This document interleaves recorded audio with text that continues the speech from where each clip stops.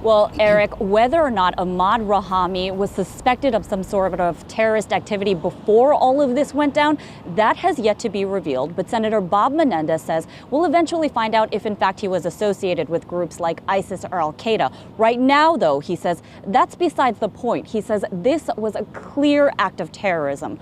Elizabeth right now is trying very hard to go about his day as normal with schools and public transportation running. But the truth is the city has been turned upside down since last night. Much of the focus has been around Rahami's father's home. The FBI in and out of that house, but have not told us yet what they have found. The family is well known to city officials as their chicken restaurant was in a legal battle over noise ordinance and code enforcement. At one point, they stated that they thought they were being discriminated against. Now, Rahami was certainly seen there very often, but it's actually unclear if he lived there. Now, there was some hesitation from New York City officials early on whether or not this was terrorism, but Senator Bob Menendez says there's no doubt about it. It is. What we saw unfold over the last 2 days is what we envision, the sharing of intelligence and information across all different entities of law enforcement, federal, state, and local.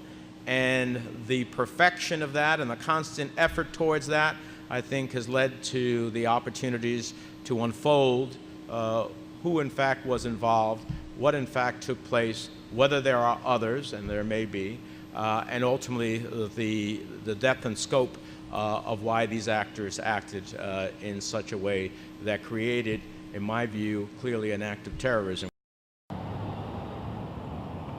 Now, you just heard Senator Menendez saying whether or not there may be others. You'll recall 5 people were taken into custody off the Belt Parkway last night. Now, there were talks. The mayor said he had heard that they could possibly have been from Elizabeth as well. His department, his police department, is now working with NYPD to try to figure that out.